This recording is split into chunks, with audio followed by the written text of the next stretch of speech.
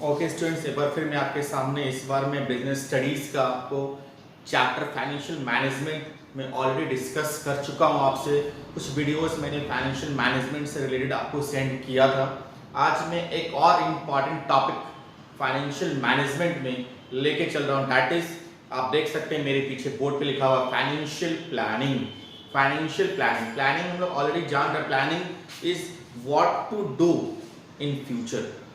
Future में क्या करना है, आज के अवेलेबल रिसोर्सेज के अकॉर्डिंग जो मेरे पास रिसोर्सेज है उस रिसोर्सेज को यूज करके मैं आगे और क्या फ्यूचर में अचीव कर सकता हूँ और क्या क्या प्लान कर सकते हैं, कैसे फ्यूचर में मैं ज़्यादा से ज़्यादा मैक्सिमाइजेशन ऑफ प्रॉफिट कर सकता हूँ। That is planning, that is related to organisation.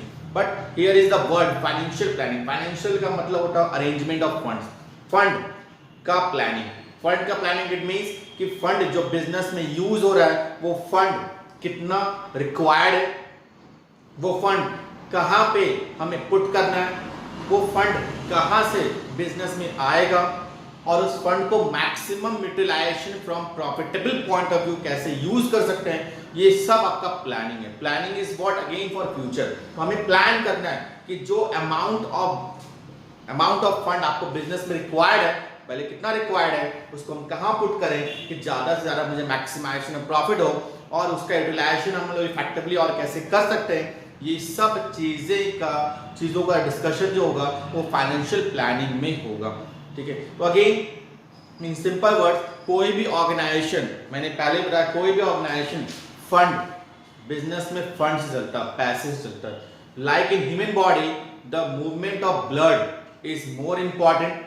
Blood जो होता है वो मूवमेंट कर रहा है, वैसे ही अगर किसी भी ऑर्गेनाइजेशन में फंड का सही मूवमेंट नहीं होगा, सही रोटेशन नहीं होगा, तो वो ऑर्गेनाइजेशन क्या होगा, सही से रन नहीं कर पाएगा।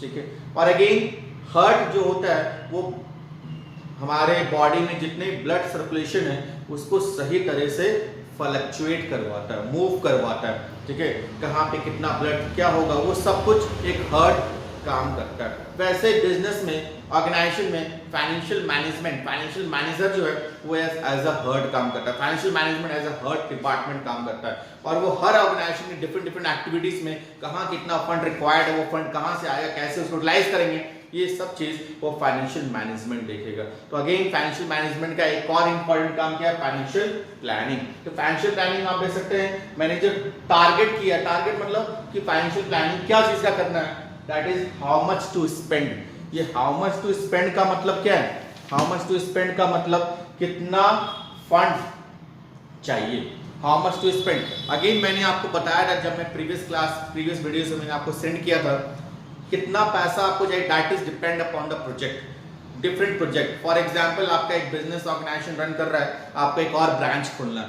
तो ब्रांच जो खोलना है उसमें कितना अमाउंट चाहिए, कितना का बिल्डिंग हो, कितना का मशीन होगा उसमें, ये सब चीजें आपका how much amount spend, 2 crore rupees, 3 crore, 5 crore, ये सब कुछ आप एस्टिमेट करेंगे ना।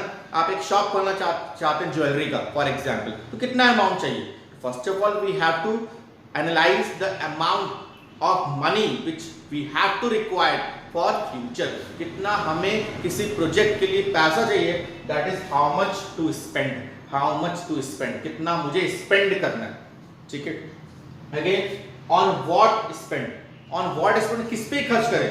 तो मैंने आपको बताया था जब मैं आपको एनालाइज करवाया था कि जब हम लोग स्पेंड करने की बात करते हैं किस पे स्पेंड करें, we have different project, A project, B project, C project, different projects we can have, A, B, C, different project। ये प्रोजेक्ट्स कहने का मतलब है, ए प्रोजेक्ट हो सकता है कि आप ज्वेलरी शॉप खोल रहे हैं, बी प्रोजेक्ट हो सकता है कि आप मशीनरी शॉप खोल रहे हैं, सी हो सकता है कि आप मोबाइल शॉप खोल रहे हैं। तो अगेन हर प्रोजेक्ट में जो इन्वेस्टमेंट का अमाउंट होगा वो डिफरेंट होगा।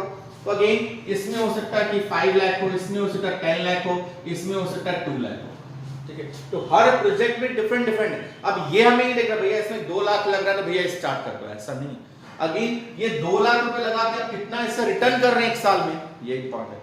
10 लाख रुपीस लगा के कितना आप रिटर्न कर रहे हैं, ये इंपॉर्टेंट। 5 लाख रुपीस लगा के कितना आप रिटर्न कर रहे हैं, दैट इज मोर इंपॉर्टेंट। अगर आपका रिटर्न इस प्रोजेक्ट में ज्यादा है इस प्रोजेक्ट में आपका 40% रिटर्न है, इसमें 20% रिटर्न है, इसमें 30% रिटर्न है। रिटर्न मतलब कितना इनपुट आपने लगाया, कितना आपका आउटपुट हो रहा है, ये चीज आपको एनालाइज करना है। तो इट मींस मेरे लिए बी प्रोजेक्ट क्या है, ज्यादा। तो again how much to spend, 10 lakh. एक हो गया। कैसे कि आपने तीनों प्रोजेक्ट को एनालाइज किया, इसमें ज्यादा रिटर्न है, तो आपका दो क्वेश्चन का आंसर हो गया, how much to spend 10 lakh, और what to spend be project, आपको मशीनरी का बिजनेस करना है, तो अगेन बी प्रोजेक्ट आप हो गया, मुझे मशीनरी पे स्पेंड करना। समझ में आया? Again from where the fund will come. अब ये 10 लाख रुपए आपको चाहिए, अब आपने प्रोजेक्ट को एनालाइज किया, 10 लाख रुपीस आपको चाहिए, तो ये पैसा कहां से आएगा? कहां से आएगा? मैंने बताया था कि फंड जो होता है वो दो सोर्सेज से आता है, डेब्ट और इक्विटी। डेब्ट मतलब एक्सटर्नल फंड होता है, long term external fund like debentures, bank loan, ये आपका डेब्ट है। Equity internal fund, honours fund. Honours fund मतलब शेयर्स लाइक कैपिटल वगैरह जो होता है, रिटेन्ड अर्निंग्स होते हैं, ये सब आपका ऑनर्स फंड इक्विटी कहलाता है। तो अगेन किस सोर्स से? अगेन ये ध्यान रखना, from where to fund arrange, ऐसा नहीं कि पूरा डेब्ट से अरेंज करें, पूरा इक्विटी से अरेंज करें, नहीं। हमें ये एनालाइज करना पड़ेगा कि डेब्ट से अगर अरेंज कर रहे हैं तो डेब्ट के लिए मुझे क्या पे करना पड़ता है, डेब्ट के लिए मुझे इंटरेस्ट पे करना पड़ता है। तो रेट ऑफ इंटरेस्ट देखेंगे ना, रेट ऑफ इंटरेस्ट इसका 10% फॉर एग्जाम्पल। इक्विटी के लिए हमें डिविडेंड पे करना पड़ता है, तो रेट ऑफ डिविडेंड देखेंगे ना, चलो इसका 15% है। इट मींस डेब्ट को अरेंज करने में 10% खर्च लग रहा है, इसको अरेंज करने में 15% खर्च लग रहा है। तो अगेन जहां मेरा खर्च कम होगा, कॉस्ट मुझे जिस सोर्स से कम लग रहा है, जिस सोर्स को अरेंज करने में मुझे कम कॉस्ट लग रहा है, that will be the best source. It means डेब्ट से मैं इक्विटी से भी करेंगे, लेकिन most part of the 10 lakh rupees will be arrange from डेब्ट एंड देन इक्विटी। समझ में? तो बहुत सारे फैक्टर्स होते हैं that we have to consider before analysing कि मुझे कहां से फंड अरेंज करना है। तो थर्ड नंबर का आंसर आ गया कि हमें डेब्ट या इक्विटी। क्लियर है? Next, how to spend. How to spend कहने का मतलब है कि अब आपके पास 10 लाख रुपीस आपका जो अरेंज हुआ, ये आपको डिसाइड करना है कि इस अमाउंट को हम लोग कैसे एक्सपेंड करें। फिक्स्ड एंड वर्किंग, दो कैपिटल होता है, fixed capital and working capital. Fixed capital हो गया all those capital which is used to manage fixed assets like machine, buildings। किसी बिजनेस में दो तरह के एसेट्स होते हैं, दो तरह के इन्वेस्टमेंट होते हैं। एक वैसा इन्वेस्टमेंट जो लॉन्ग टर्म है, फिक्स हो गया, एक वैसा जो वर्किंग है, वर्किंग इन्वेस्टमेंट है। क्लियर है? अब आपने मशीनरी का बिजनेस स्टैब्लिश किया, तो आप बिल्डिंग लेंगे, शॉप लेंगे, फर्नीचर्स बनवाएंगे, बिल्डिंग मशीनरी परचेज करेंगे, ये सब जो आप कर रहे हैं that is long term fixed. अगर पूरा 10 लाख उसमें इन्वेस्ट कर दिया तो आपको सैलरी वगैरह भी पे करना है, इलेक्ट्रिसिटी, वर्किंग एक्सपेंसेस भी दो है, ऑपरेटिंग एक्सपेंसेस भी दो, उसको कैसे पे करेंगे? It means you have to decide how to spend. कितना 10 लाख में कितना करें? 8 लाख में फिक्स्ड एसेट्स में कर देता, 2 लाख जो है मैं वर्किंग एसेट्स में करता हूं। क्लियर है? तो again that we have to decide कि मुझे किसमें कितना इन्वेस्टमेंट करना है, तभी जाके मैं प्रॉपर बिजनेस को रन करवा पाऊंगा। ऐसा नहीं कि पूरा मैं 10 लाख में फिक्स्ड एसेट्स में कर दिया, वर्किंग एसेट्स के लिए है नहीं, फिर क्या फायदा बिजनेस का? एम्प्लॉइज नहीं होंगे, बिजनेस रन कैसे करेगा? समझ रहे हैं बात? क्लियर है? अगेन आप देख सकते हैं फाइनेंशियल प्लानिंग कितना जरूरी है। Before investing in any project we have to decide how much to spend, on what to spend, from where the money will come and how to spend। Clear है? इसमें कोई भी डाउट है आपने इसे व्हाट्सएप से पूछ सकते हैं, जो मैंने आपको एक्सप्लेन करवाया। ठीक है? मैंने नोट से भेजा, उसको भी आप नोट डाउन कर सकते हैं। नेक्स्ट है ऑब्जेक्टिव। ये जो टारगेट था, इस टारगेट से ही ऑब्जेक्टिव आता है। फाइनेंशियल प्लानिंग का क्या ऑब्जेक्टिव है, क्यों कर रहे हैं फाइनेंशियल प्लानिंग? ठीक है? पहला है to estimate accurately the amount of fund required. Again मुझे एस्टिमेट करना एक्यूरेटली, मतलब कितना एग्जैक्ट अमाउंट आपको रिक्वायर्ड है फंड। तो मैंने दिया 10 लाख रुपए रिक्वायर्ड है, ये डिसाइड करने के लिए। ये नहीं 11 भी हो जाएगा, 12 भी हो जाएगा, 9 में भी चल जाएगा, नहीं, एक्यूरेटली कितना चाहिए उतना ही मुझे अरेंज करना पड़ेगा, और उसी हिसाब से मुझे बिजनेस को आगे रोटेट करना पड़ेगा। क्लियर है? तो दैट इज द ऑब्जेक्टिव पहला। To minimise the cost of fund. Minimise the cost of fund मैंने जस्ट बताया कि अगर मैं डेब्ट से अरेंज कर रहा हूं तो इंटरेस्ट पे करना पड़ रहा है, इक्विटी से अरेंज कर रहा हूं डिविडेंड पे करना पड़ रहा है। तो अगेन मैं ये देखूंगा, जब मैं अरेंजमेंट करूंगा 10 लाख रुपीस का, मैं उस सोर्स से ज्यादा करूं जिससे मुझे कम कॉस्ट पड़ रहा है। मुझे कॉस्ट भी तो अपना बचाना पड़ेगा, ताकि प्रॉफिट मेरा बिजनेस में ज्यादा से ज्यादा हो सके।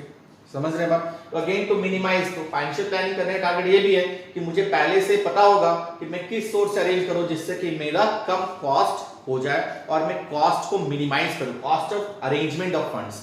क्लियर है?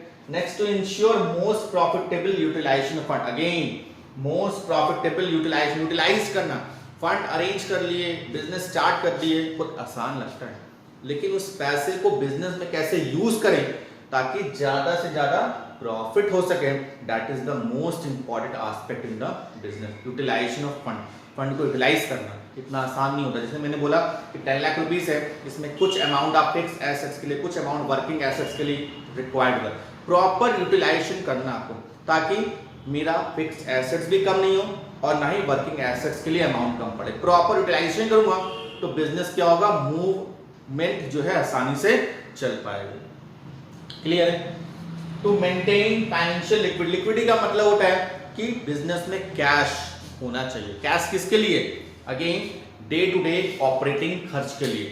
आपने पूरा इन्वेस्टमेंट कर दिया, कुछ पैसा आपके पास कैश लिक्विड नहीं है, सैलरी पे करना है, इलेक्ट्रिसिटी बिल पे करना है, टैक्स वगैरह पे करना होता है, उसके लिए क्या करेंगे? फिर से जो फिक्स एसेट एक्वायर्ड किए उसको सेल आउट करेंगे? नहीं ना करेंगे। तो again we need liquidity, we need cash in the business and flexibility. Flexible होना चाहिए। फ्लेक्सिबल किस सेंस में कि मैं डेब्ट से इक्विटी में कन्वर्ट कर सकूं, इक्विटी से डेब्ट में कन्वर्ट कर सकूं। That is the flexibility in the business and that all the aspects related to financial planning. तो मैंने लिखा, अब मैं डेफिनेशन दे रहा हूं, refers to predetermining of, predetermining मतलब पहले ही डिटरमाइन करना of financial activities. Financial activities क्या क्या एक्टिविटीज में होंगे, so that the objective of the organization could be achieved। अगर मैं फाइनेंशियल एक्टिविटीज, ये एक्टिविटीज है जो मैंने बताया, ठीक है, ये अगर डिसाइड कर लेंगे तो मेरा ऑर्गेनाइजेशन का जो ऑब्जेक्टिव है, क्या ऑब्जेक्टिव होता है किसी भी ऑर्गेनाइजेशन का, मैक्सिमाइजेशन ऑफ प्रॉफिट, वो मैं अचीव कर सकता हूँ। क्लियर है? इसमें कोई डाउट है आप मेरे से पूछ सकते हैं व्हाट्सएप के through. Thank you.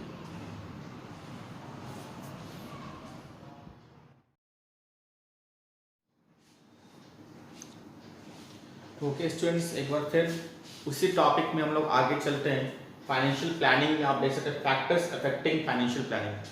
Financial planning जब हम लोग प्लानिंग करेंगे, फाइनेंशियल प्लानिंग करेंगे रिलेटेड टू, मैंने बताया था फंड कि how much amount we required, how much amount we have to required, from where we will arrange the money, कहाँ पे हम लोग उसको स्पेंड करें। ये सब जब फाइनेंशियल प्लानिंग हम लोग करेंगे, at that time number of factors are there which we have to consider. उसको कंसिडर करना पड़ेगा क्योंकि उसके कारण हो सकता है आपकी फाइनेंशियल प्लानिंग क्या हो जाए, चेंज हो जाए। तो अगर पहले से अगर उस फैक्टर्स को हम लोग एस्टिमेट किए होंगे, कंसिडर किए होंगे, इन दैट केस हम लोग इफेक्टिव फाइनेंशियल प्लानिंग कर सकते हैं। क्लियर है? तो हम लोग एक एक करके वो फैक्टर्स को एनालाइज करेंगे, क्या क्या फैक्टर्स हैं। तो सबसे पहला आप देख रहे हैं nature of industry. Nature of industry, industry का मतलब कि कौन सी इंडस्ट्री में आप अभी हैं या किस इंडस्ट्री में आप पैसा लगाना चाहते हैं। ठीक है, जैसे कि आपने, मैंने बोला आपको मशीनरी का बिजनेस करना है। मशीनरी मतलब मशीनरी का प्रोडक्शन, जैसे ट्रक वगैरह है, बड़े बड़े मशीन्स जिससे कि दूसरी प्रोडक्ट बनते हैं, दूसरे प्रोडक्ट बनते हैं, वो मशीन आपको प्रिपेयर करना है। एग्रीकल्चर मशीन होते हैं, उसमें हेवी इन्वेस्टमेंट चाहिए, पैसा उसमें ज़्यादा। मैंने 10 लाख रुपया बोल तो दिया, बट 10 लाख रुपीज़ में मशीन का बिजनेस होगा नहीं।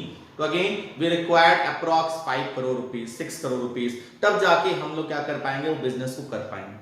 लेकिन अगर मुझे क्लोथ का बिजनेस करना है, कपड़े की दुकान खोलना है फॉर एग्जाम्पल, तो मैं 5 लाख रुपीज या 10 लाख रुपीज में भी, छोटे अमाउंट में भी बिजनेस को कंसिडर कर सकता हूं। तो किस नेचर का आपका बिजनेस है, किस नेचर का आपका इंडस्ट्री है, दैट इज डिपेंड, वो आपका फाइनेंशियल प्लानिंग चेंज कर देगा, क्योंकि उसके अकॉर्डिंग रिक्वायरमेंट ऑफ फंड जो होगा वो चेंज हो जाएगा। समझ रहे बात? तो again before analysing financial planning we have to consider आपका जो इंडस्ट्री है वो किस नेचर का है। क्लियर है? नेक्स्ट है status of unit. Status of unit, unit मतलब अगेन यहाँ पे इंडस्ट्री, जिस यूनिट में आप हैं उसका स्टेटस क्या है। स्टेटस मतलब मार्केट साइज। आपका जो इंडस्ट्री है, आप जिस इंडस्ट्री में जाना चाह रहे हैं, जैसे कि क्लोथ इंडस्ट्री में, टेक्सटाइल इंडस्ट्री में, आप ऑटोमोबाइल्स इंडस्ट्री में जाना चाह रहे हैं या शुगर इंडस्ट्री में जाना चाह रहे हैं, उसका मार्केट साइज कितना है।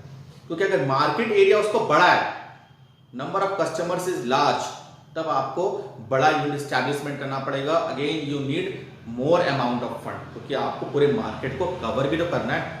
समझ में? लेकिन अगर जिस मार्केट में आप जाना चाह रहे हो, मार्केट का एरिया छोटा है, अभी ज्यादा कस्टमर नहीं, तो कम अमाउंट ऑफ कैपिटल में भी आप उसको अरेंज कर सकते हैं, यूटिलाइज कर सकते हैं, वहां पे इन्वॉल्व हो सकते हैं।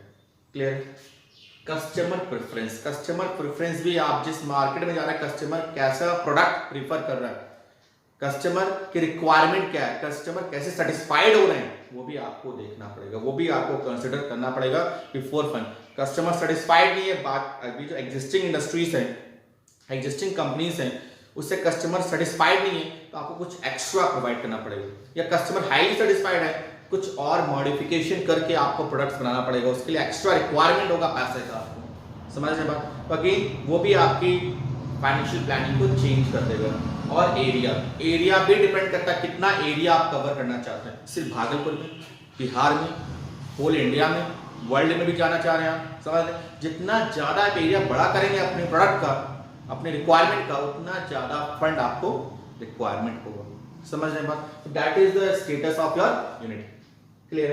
Next, plans for future growth. ये भी आज मैं एस्टैब्लिशमेंट कर रहा हूँ, लेकिन आप फ्यूचर ग्रोथ के लिए क्या प्लान कर रहे हैं? जैसे मैंने आपको एरिया बोला, अगर फ्यूचर ग्रोथ आप ज़्यादा चाह रहे हैं कि अभी मैं टेक्सटाइल में हूँ, मैं ऑटोमोबाइल्स में चल जाऊँ, मैं दूसरे इंडस्ट्री में चल जाऊँ, तो आपको फंड रिक्वायरमेंट क्या होगा? ज़्यादा हो। जैसे रिलायंस है, टाटा है, वो हर सेक्टर में इन्वॉल्व है। क्यों इन्वॉल्व है? क्योंकि उनके पास फंड ज़्यादा है, वो फंड को मूवमेंट कर रहे हैं, फंड को यूटिलाइज कर सकते हैं, समझने पर। नेक्स्ट है आपका कैपिटल स्ट्रक्चर। तो मैंने बताया कैपिटल स्ट्रक्चर, जो फंड आपको रिक्वायरमेंट है, डेब्ट और इक्विटी, उसके लिए भी आपको अगेन फैक्टर्स इसलिए है ये क्योंकि यहाँ पे डेब्ट और इक्विटी का कंसिडरेशन चेंज होगा। जैसे मैंने डेब्ट के लिए इंटरेस्ट रिक्वायर्ड, इक्विटी के लिए डिबेंचर नहीं। अगर डेब्ट का रेट ऑफ इंटरेस्ट कम है तो आप डेब्ट ज्यादा अरेंज करेंगे, अगर इक्विटी का रेट ऑफ डिविडेंड कम है तो आप इक्विटी से अरेंज करेंगे। तो अगेन इससे आपकी फाइनेंशियल प्लानिंग चेंज हो सकती है ना। तो again that you have to consider, that is capital structure.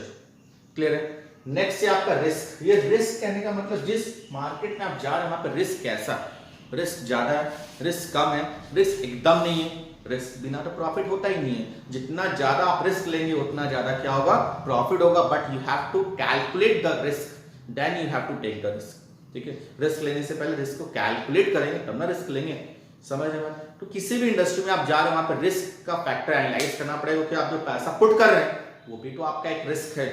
ठीक है, आप जैसे कि फॉर एग्जांपल गवर्नमेंट जो है बहुत सारी पॉलिसीज वगैरह निकालती हैं जिसको बैन कर सकते हैं प्रोडक्ट्स वगैरह को, तो वो आपको एनालाइज करना पड़ेगा। रिस्क होता है, जैसे कि कैरी बैग इंडस्ट्रीज में आप पैसा पुट कर रहे हैं, अल्कोहल इंडस्ट्री सरकार ने बिहार में बंद कर दिया, तो एक रिस्क फैक्टर था क्योंकि सरकार उसको बंद कर सकती। अगर आप सोच रहे हैं कि नहीं आप टोबैको इंडस्ट्री खोलना चाह रहे हैं, रिस्क हो सकता है, क्योंकि हो सकता है गवर्नमेंट इसको ही बैन कर दे। क्लियर? तो रिस्क फैक्टर हो सकता है कि आप ऐसा प्रोडक्ट में इन्वेस्टमेंट करना चाह रहे हैं यहाँ पे कोई रिस्क नहीं, चलो कपड़ा का क्लोथ का खोल लेते हैं, इंडस्ट्री खोल लेते हैं, प्रोडक्शन खोल लेते हैं, ट्रेडिंग खोल लेते हैं, तो इसमें रिस्क कम है, समझ रहे बात? तो again that you have to consider, risk का एलिमेंट जो होता है वो आपको कंसीडर करना पड़ेगा before your financial planning. Next है गवर्नमेंट पॉलिसी। गवर्नमेंट पॉलिसी बहुत इंपॉर्टेंट है कि गवर्नमेंट का जिस इंडस्ट्री में आप जा रहे हैं उसके रिगार्डिंग गवर्नमेंट की क्या क्या पॉलिसीज हैं, गवर्नमेंट ने क्या लीगलाइजेशन कर रखा है, क्या बैन कर रखा है, कहाँ का हम लोग प्रोडक्शन कर सकते हैं, ये सब चीज़ गवर्नमेंट पॉलिसी के अंदर एस्टिमेशन में आती हैं, जो डिफरेंट होती हैं according to the product selection. जो आप प्रोडक्ट चूज कर रहे हैं, जो इंडस्ट्री आप चूज कर रहे हैं उसके अकॉर्डिंग डिफरेंट, ऑटोमोबाइल्स इंडस्ट्री में डिफरेंट होंगी, बैंकिंग इंडस्ट्री में डिफरेंट होंगी, इंश्योरेंस इंडस्ट्री में डिफरेंट होंगी, एजुकेशनल इंस्टीट्यूशन में क्या होंगी? डिफरेंट होंगी। तो गवर्नमेंट पॉलिसीज। क्लियर? और external capital requirement. External capital requirement मतलब कि आप जो मार्केट एस्टैब्लिश कर रहे हैं इसके अलावा और क्या क्या कैपिटल रिक्वायरमेंट हो सकती है। अंडर इंटरनल तो है कि आपको बिल्डिंग लेना है, मशीन रिक्वायर्ड है, फर्नीचर रिक्वायर्ड है, इंटरनल कैपिटल रिक्वायरमेंट। लेकिन एक्सटर्नल क्या क्या? एडवर्टाइजमेंट करना है, ये भी तो कैपिटल रिक्वायरमेंट है। एड प्रोडक्ट्स के बारे में मार्केट में सबको इन्फॉर्म करना, उसके लिए एडवर्टाइजमेंट कर। ट्रांसपोर्टेशन फैसिलिटीज, ये भी आपको अपना ट्रक एस्टैब्लिशमेंट करना है। तो ये सब आपका एक्सटर्नल कैपिटल रिक्वायरमेंट है। ये सब कुछ आपका फाइनेंशियल प्लानिंग में आएगा। ये इमीडिएटली नहीं, स्टार्ट करने के बाद क्या क्या एक्सटर्नल कैपिटल रिक्वायरमेंट हो सकते हैं ये आपको एनालाइज करना है। ठीक है, तो ये इतने सारे पॉइंट, अगर कोई भी पॉइंट आपको लग रहा है तो आप मेरे से पूछ सकते हैं। ठीक है,